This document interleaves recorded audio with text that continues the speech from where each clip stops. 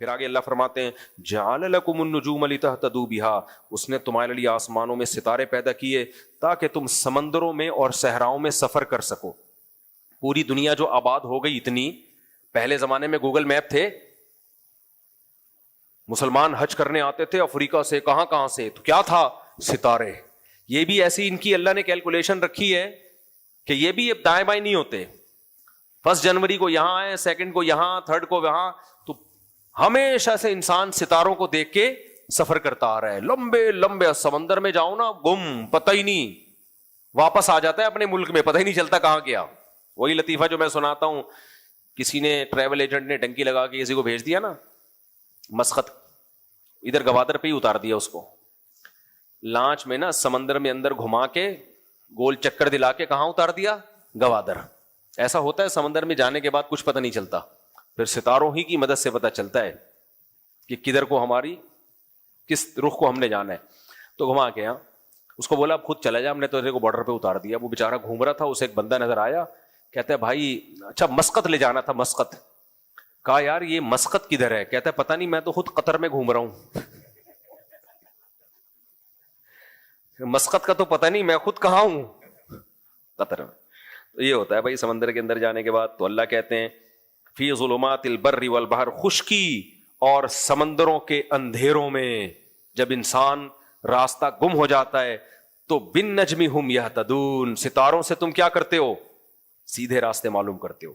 اور اللہ نے فرمایا هو الذی انشأکم من نفس واحدہ، ایک جان سے پیدا کیا آدم سے، ایک اکیلے. یہ کروڑوں جانور ایوالو نہیں ہوئے ہیں دھڑن دھڑن کر کے وسیم غفار بھائی بننے.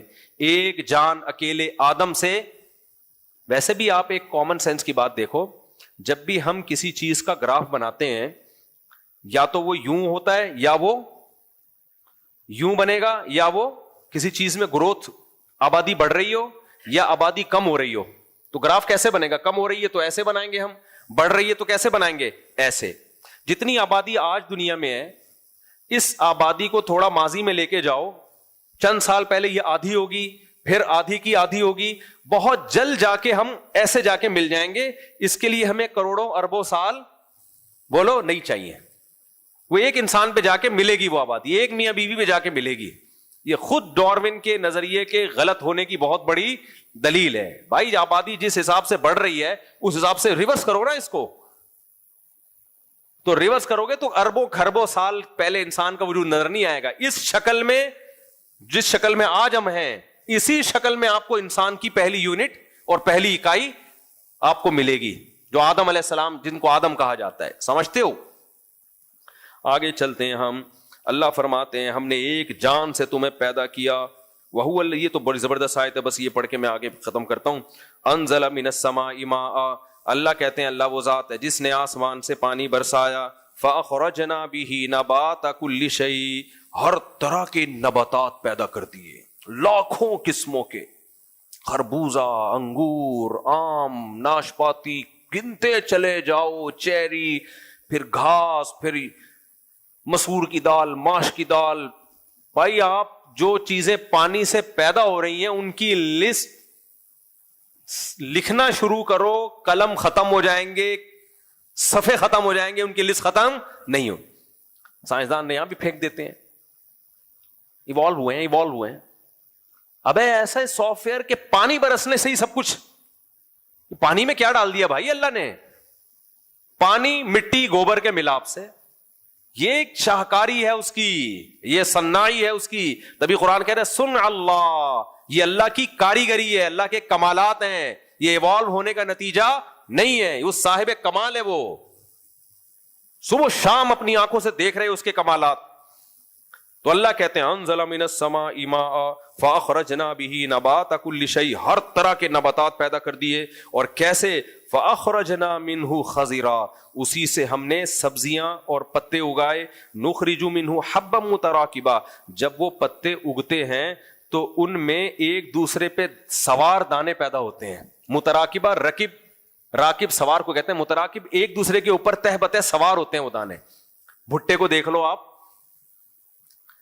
بھائی یہ کیوں نہیں ہو رہا کہ یہاں سے ایک دانہ اگ رہا ہے، یہاں سے ایک دانہ اگ رہا ہے؟ پہلے ایک ہرا پودا پیدا ہوتا ہے، اس کے اندر بھٹا جس کو مکئی کہتے ہیں نا, کیسے تہ بتہ تمیز سے دانے اس میں جڑے ہوئے ہوتے. یار اس بیج کے اندر ایسے سافٹ ویئر انسٹال ہو گئے کہ جب یہ دانے نکلیں گے تو اتنی تمیز سے, اتنی خوبصورت پیکنگ میں ہے. یہ لا آف چانس ہے, بائی چانس ایسا ہو رہا ہے, اتفاق سے ایسے حسین چانس نہیں ہوا کرتے. حسن اتفاق سے ایسا حسین اتفاق نہیں ہوتا میرے بھائی. آگے اللہ تعالیٰ فرماتے ہیں متراکبا ومن النخل من طلعها قنوان دانیۃ وجنات, کھجور کو دیکھو, کھجور کے کیسے گچھے لٹکے ہوئے ہوتے ہیں. وجنات من اعناب, فرمایا انگوروں کے باغات کو دیکھو. والزیتون, زیتون کو دیکھو. ہم زمین سے تیل نکالنے کے لیے کتنا گہرا کھودتے ہیں, ہمارا تیل پہلے نکلتا ہے زمین کا بعد میں. لیکن اسی مٹی پانی کے ملاپ سے اللہ نے ایک درخت پیدا کیا جسے زیتون کہا جاتا ہے. کیسا بہترین شفاف تیل اس کے اندر اللہ پیدا کر دیتا ہے. کیسا بہترین شفاف تیل جو پینے کے استعمال میں بھی ہے. صبغ للآکلین, کھانے والوں کے لیے سالن کا کام بھی وہ دیتا ہے, جلانے کے لیے بھی استعمال ہوتا ہے. فرمایا یہ زیتون پیدا کیا. والرمان, اور انار پیدا کیا. اس ایک اناری کو دیکھ لو آپ, یہ لا آف چانس کے تحت کہتے ہیں بائی چانس ہو گیا یہ سب کچھ. وہ دھماکہ ہوا تھا, اس دھماکے کے نتیجے میں انار پیدا ہو گئے, انگور پیدا ہو گئے, وسیم بھائی پیدا ہو گئے, مفتی طارق مسعود پیدا ہو گئے. سمجھ رہے ہو؟ اور ایسے تقریر ہو رہی ہے 1 گھنٹہ 1.5 گھنٹہ, دماغ پیدا ہو گیا. یہ نہیں ہو سکتا میرے بھائی, میں لا آف چانس کے تحت پیدا نہیں ہوا, نہ آپ پیدا ہوئے ہو. بائی چانس ایسے چانس نہیں ہوتے. اللہ فرماتے ہیں وَمِنْ ہاں انظروا الی ثمرہ. ابھی بھی انار سمجھ میں نہیں آیا نا, آپ کہتے ہو سکتا ہے لا آف چانس کے تحت, تو اللہ الگ سے کہہ رہے ہیں انظروا الی ثمرہ, ذرا اس انار کے پھل کو دیکھو. ڈاکٹر دیکھتا ہے, ڈاکٹر کس نیت سے دیکھتا ہے, یہ انار جو ہے چھیلنے کا طریقہ کیا ہے. حکیم دیکھے گا تو چھلکے کھلائے گا, انار چھڑوا دے گا آپ کو. حکیم لوگ کہتے ہیں چھلکے کو صفوف بنا کے کھاؤ, پیٹ کے لیے مفید. ہر شخص کی اپنی اپنی فیلڈ ہے نا, کیا خیال ہے. ڈاکٹر کہے گا یہ انار جو ہے یہ اس کے یہ فائدے ہیں, اس میں اتنا آئرن ہے, اتنا میگنیشیم ہے, اتنا پوٹاشیم وغیرہ وغیرہ, مجھے نہیں پتا کیا کیا اس کے اندر. ایسا نہ ہو میگنیشیم کی کمی جس میں انار کھانا شروع کر دے, ہو سکتا ہے ہو سکتا ہے نہ بھی ہو. تو اس میں یہ ہے, اس میں فلانا ہے, جوس نہیں پیو, ڈائریکٹ ایسے کھاؤ مزے اڑاؤ اللہ کی نعمتوں سے, لیکن خدا کو بھول جاؤ. جب وہ کہتا ہے فجر کی نماز پڑھنے آؤ, تو بھائی کون خدا, کس کی نماز. انار تو انگریز بھی کھاتے ہیں, انگریز نے انار پہ ریسرچ کر کے چاند پہ پہنچ گیا, جوس کے ڈبے بنا دیے, اور یہ مولوی ہمیں کس میں لگا رہے ہیں, فجر پڑھو, پھر ظہر پڑھو, پھر عصر پڑھو, پھر مغرب پڑھو, پھر عشاء پڑھو, اور پھر وتر بھی پڑھو, اور رمضان میں تراویح بھی پڑھو. کس چکر میں ڈالا ہوا ہے انگریز. آج نا یہ انگریز کا بت, میں ہر بیان میں انگریز کو کیوں رگڑتا ہوں, آج پتھروں کے بنے ہوئے بتوں کی عبادت نہیں ہو رہی ہے, آج ایک ایسے بت کی عبادت ہو رہی ہے جس کو مغربی دنیا کہا جاتا ہے. ان کی سائنسی ترقی سے اتنا متاثر ہو گئے کہ جو چیز ان کے پاس نہیں ہے, جسے تہذیب کہا جاتا ہے, وہ بھی ہم ان سے لینا شروع کر دیے. جو چیز ان کے پاس نہیں ہے, جنہیں خدائی تعلیمات کہا جاتا ہے, وہ بھی ہم ان سے لینا شروع کر دی ہم لوگوں نے. اس لیے جتنی جس کی حیثیت ہو اتنی حیثیت دو.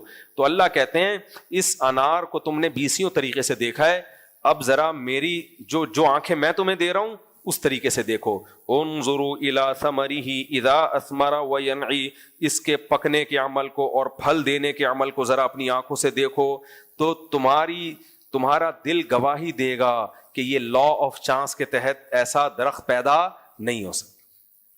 اتنا پہلے پھول پیدا ہوتے ہیں, اس میں مکھیاں بیٹھتی ہیں, تو نر مادہ پھولوں کا ملاپ. مکھیوں کے فرشتوں کو بھی خبر نہیں ہوتی کہ ہم سے جو قدرت کام لے رہی ہے وہ اصل میں انسان کو انار کھلانے کے لیے لے رہی ہے. پہلے پھول پیدا ہوتا ہے جو مکھیوں کو اٹریکٹ کرتا ہے. اس پھول کو پتا ہوتا ہے کہ مجھ میں حسن اس لیے دیا کہ کیڑے مکوڑے اور مکھیاں میری طرف اٹریکٹ ہوں. اس پھول کو پتا ہوتا ہے. اگر پتا ہوتا تو وہ پھول خوشی سے پھولتا نہیں. کہتا ہے یار میرے حسن کا فائدہ کون اٹھا رہا ہے, انسان. پھول پیدا ہوتے ہیں, یہ لا آف چانس کے تحت نہیں ہے بھائی. اس پھول اگر وہ نہ پیدا ہو, پھل پیدا نہیں ہوگا.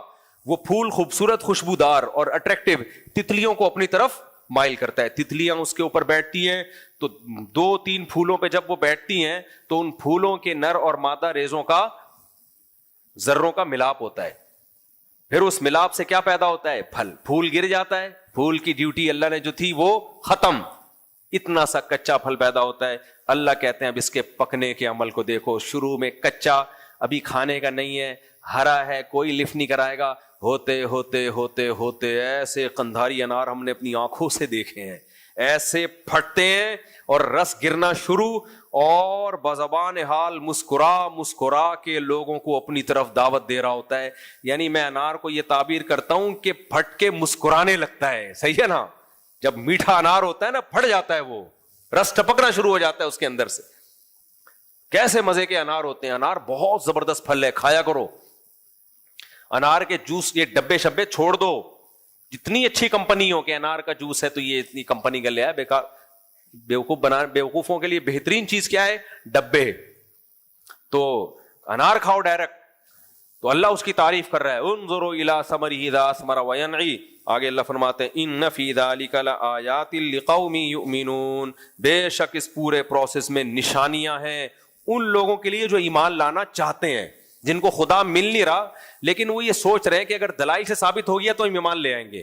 ان کے لیے جنہوں نے فرض کیا ہوا ہے ڈاروین ہی ہے سب کچھ, ایوالو ہی ہوا ہے, یہ خود سے ہی, یہ سب کچھ خود سے ہو رہا ہے, خدا کا انکار ہی ہر قیمت پہ کرنا ہے, ان کو صرف انار کھا کے چھل کے پھینک دیں, وہ انار دیکھ کے خدا پہ ایمان نہیں لائیں گے. وہ ضدی ہیں, ہر دھرم ہے, وہ ویسے کے ویسے ہی رہیں گے. بس ایک آیت اور پڑھ لیتا ہوں. آگے اللہ فرماتے ہیں کہ ذالکم اللہ ربکم, یہ ہے اللہ تمہارا رب جو اتنی طرح طرح کے نباتات پیدا کر رہا ہے. لا الہ الا ہو, اس کے سوا کوئی عبادت کے لائق نہیں ہے, صرف اس کو پکارو. کسی پیغمبر, کوئی ولی, کوئی نبی اللہ کے ساتھ ان تصرفات میں شریک نہیں ہے. خالق کل شیء, ہر چیز کو اسی نے پیدا کیا. فاعبدوہ, لہذا اسی کی عبادت کرو. وہو علی کل شیء وکیل لا تدرکہ الابصار. آگے اللہ نے جواب دیا کہ اللہ جب تو اپنی نشانیوں سے اتنا واضح ہے تو تو اپنا جلوہ کیوں نہیں کرا دیتا, بات ہی ختم ہو جائے گی. اللہ نے فرمایا لا تدرکہ الابصار, نگاہیں اس کو نہیں پہنچ سکتی, وہ انسانی نگاہوں سے بالا تر. وہو یدرک الابصار, لیکن وہ ہر ایک کی نگاہوں کو دیکھ رہا ہے. تمہاری حیثیت نہیں ہے کہ تم اللہ کو اپنی آنکھوں سے دیکھ لو. وہو اللطیف الخبیر. آگے اللہ نے فرمایا قد جاءکم بصائر من ربکم, اے لوگو تمہارے رب کی طرف سے بصیرت کی باتیں آ چکی ہیں جو تمہاری ہدایت کے لیے کافی ہیں. فمن ابصر, جو ہدایت حاصل کرے گا اس سے, فلنفسہ, فائدے میں رہے گا. ومن عمی, جو اندھا بن گیا, اندھے کا مطلب کیا ہے؟ غور ہی نہیں کر رہا. انار کھانے سے مطلب ہے, خربوزہ کھانے سے مطلب ہے, انڈے گوشت کھانے سے مطلب, پروٹین لینے سے مطلب, لو کارب ڈائٹ, کیٹو ڈائٹ, فل کارب ڈائٹ, یہی چل رہا ہے آج کل یوٹیوب پہ. گردے کیسے ٹھیک ہوتے ہیں, پھیپھڑے کیسے ٹھیک ہوتے ہیں, اسی میں الجھ کے رہ گیا, اندھا بنا رہا, اللہ کو نہیں پہچانا اس نے. فعلیہا, اپنا ہی بیڑا غرق کرے گا, ہمارا کوئی نقصان نہیں ہوگا. وما انا علیکم بحفیظ, اور اے نبی آپ ان سے کہہ دیجئے میں نے اللہ کا پیغام پہنچا دیا, میں تم پہ نگہبان نہیں, مجھ سے نہیں سوال ہوگا تمہارے بارے میں. تو یہ بہت اور بھی اس طرح کی سورہ انعام میں بہت ساری آیتیں. وقت مکمل ہو گیا. اللہ ہمیں اپنی ذات پہ ایمان نصیب کرے, اور ہمیں جو اللہ نے دین اور مذہب دیا ہے نا, جسے اسلام کہا جاتا ہے, اطمینان کے ساتھ اللہ ہمیں اس پہ چلنے کی توفیق عطا فرمائے. وما علینا الا البلاغ. کیا ہے بھائی؟ اگر کسی لڑکی فیمیل انفلوئنسر کے تھرو کوئی پروڈکٹ پروموٹ کروائی اور اس کو ایڈورٹائزمنٹ کریں جس میں اس کا فیس آ رہا ہو, تو اس پروڈکٹ, تو اس کو پروموٹ کرنا کیسا ہے؟ آخری درجہ کم از کم یہ ہے کہ اسکارف پورا ہو اس کا. جوان لڑکی کے لیے چہرے کا پردہ لازم ہے میرے بھائی. بہت ہی کوئی مجبور ہو, کھینچا تانی کر کے چہرے کی حد تک گنجائش نکالی جا سکتی ہے. راجح قول تو یہی ہے کہ چہرے کا پردہ بھی جوان لڑکی پہ فرض ہے, لیکن آمدن کا کسی کا مسئلہ ہو تو بہت زیادہ کھینچا تانی کر کے جو گنجائش نکالی جا سکتی ہے وہ اتنی کہ ٹھیک ہے باقی جسم ڈھانپ لے, چہرہ کھول لے.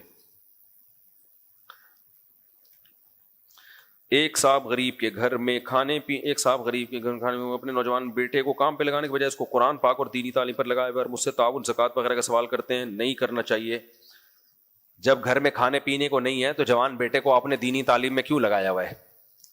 آپ بیٹے کو پھر ملازمت پہ لگاؤ. دین کیوں سیکھتا ہے؟ تاکہ لوگوں کو شریعت سکھائے. تو جب لوگوں کو شریعت سکھائے گا تو مانگنا سکھائے گا یا دینا سکھائے گا؟ دینا. تو یہ کیسے سکھائے گا دینا؟ جب بولے گا کہ بھئی مانگنا نہیں چاہیے, لوگوں پہ خرچ کرنا چاہیے, لوگ کہیں گے تمہارے ابا تو مانگتے تھے. دین کو گرا کے کبھی بھی دین کو زندہ نہیں کیا جا سکتا. یہ تو جب ہوتا ہے نا جب علماء بالکل ہی ختم ہو چکے ہوتے تو ہم کہتے ہیں بھائی اب فرض عین ہو چکا ہے اب دین کو بچانا. تو علماء الحمدللہ ہیں. تو اب باپ لوگوں کے سامنے بھیک مانگ رہا ہے, جوان بیٹا مدرسے میں پڑھ رہا ہے, اور یہ غلط ہے. تو ایسے موقع پہ بیٹے کے لیے ضروری دینی تعلیم حاصل کرے اور باقی باپ کا سہارا بنے, کمائے باپ, یعنی خود کمائے تاکہ باپ لوگوں کے سامنے ہاتھ نہ پھیلائے. کسی نے جانور کا بچہ بیچنے کے لیے یار دین جو ہے نا استغنا سکھاتا ہے. آج الٹا ہو رہا ہے. بہت سارے مذہبی لوگ نا مذہب کی تعلیم حاصل کر کے بھکاری بن جاتے ہیں, ساری زندگی مانگتے ہی رہتے ہیں. تو یہ غلط ہے. دین تو استغنا سکھاتا ہے بھائی, دینا سکھاتا ہے. اور ہم کیا سکھا رہے ہیں؟ جو بہت سے مذہبی جو لوگ ہیں وہ ان کا طریقہ ایسا ہے کہ مانگنا ساری زندگی اپنے یعنی مانگتا ہی رہتا ہے. تو ایسے علماء سے تعلق قائم کریں جن میں استغنا ہو. بڑے بڑے علماء ہیں, ہم نے مدارس میں ایسے مستغنی لوگ دیکھے ہیں, تھوڑی تھوڑی تنخواہوں میں ساری زندگی پڑھاتے ہیں, ایک دھیلا کسی سے نہیں مانگتے. تو ایسے اسکالر سے دور رہیں جو اپنی ضرورات کے لیے کبھی اس کی جیب پہ نظر, کبھی اس کی جیب پہ نظر, کبھی اس کی جیب پہ. بعض لوگ ایسے ہوتے ہیں صرف سیٹھوں سے دوستیاں ہوتی ہیں, غریب سے ہوتی نہیں ہے. ایسے اسکالرز بھی ہیں, کوئی غریب ان کے قریب ہی نظر نہیں آئے گا کبھی آپ کو. سارے بڑے بڑے بھائی, کیوں تم تو سب کے لیے برابر ہو یار. دیکھو قرآن میں جو آج ہم نے سورہ انعام پڑھی نا, اس میں ایک آیت یہ بھی تھی, مشرکین مکہ کے جو سردار تھے کہتے تھے اے نبی آپ کی محفل میں غریب کیوں بیٹھتے ہیں, ان کو ہٹائیں تو ہم آئیں گے. اللہ نے کہا ان کو نہیں نکالنا اپنی مجلس سے, آپ ان کو نہیں نکالنا, بلکہ ان کو آپ موٹیویٹ کرو کہ اللہ نے تم پر احسان کیا, تمہیں اسلام کی توفیق دی, تمہاری غربت اس سے تم اللہ سے دور نہیں ہوگے, بلکہ اگر تم سے کوئی غلطی ہو بھی گئی استغفار کرو گے اللہ وہ جرم بھی معاف کر دے گا. اور ان کو یہ کہتے ہیں مشرکین مکہ کے جو سیٹھ لوگ ہیں نا جو کہہ رہے ہیں غریبوں کی محفل میں ہم نہیں بیٹھیں گے, تو یہ مشرکین مکہ کہتے تھے اگر محمد صلی اللہ علیہ وسلم برحق نبی ہے تو غریب لوگ آپ کے پاس کیوں آ رہے ہیں, قوم کے بڑے بڑے لوگ آنے چاہیے. تو اس کا جواب اللہ نے دیا الیس اللہ بأعلم بالشاکرین, اللہ کو پتہ نہیں ہے کہ کون شکر گزار ہے. جو شکر والے ہوتے ہیں اللہ ان کو ایمان کی توفیق دیتا ہے, جو فرعون اور متکبر ہوتے ہیں اللہ ان کو ایمان کی توفیق نہیں دیتا. تمہارے پاس دولت ہے جس کی وجہ سے تمہاری فرعونیت ہے تمہارے اندر, تمہیں اللہ نے اسلام سے محروم رکھا. یہ بلال حبشی اور ابن مسعود جیسے مسکین ہیں, ان میں تکبر نہیں تھا تو یہ اسلام لے آئے. تو مذہبی لوگوں کا یہ کہ ہر وقت دولت مندی ان کے گرد بیٹھے ہیں, کوئی رکشہ ٹیکسی والا قریب میں کبھی نظر ہی نہیں آتا, یہ ایک بہت بڑا سوالیہ نشان ہے. ہمارے شیخ حضرت مفتی رشید احمد صاحب خود بہت مالدار تھے, لیکن حضرت کی محفل میں اکثر ہم نے دیکھا رکشے والا آگے بیٹھا ہوا ہے, ڈیفینس کے سیٹ صاحب پیچھے بیٹھے ہوئے. ٹھیک ہے نا, رکشے والا کہاں بیٹھا ہوا ہے؟ آگے بیٹھا ہوا ہے. تو یہ مطلب نہیں کہ وہ سیٹ آگے نہیں آ سکتا, جو پہلے آ گیا وہ آ جائے آگے, جو پہلے آ گیا. تو یہ فرق علماء کی محفل میں مجلس میں نہیں ہونا چاہیے. تو جب طبیعت میں لالچ ہوتی ہے تو پھر بس سارے مالدار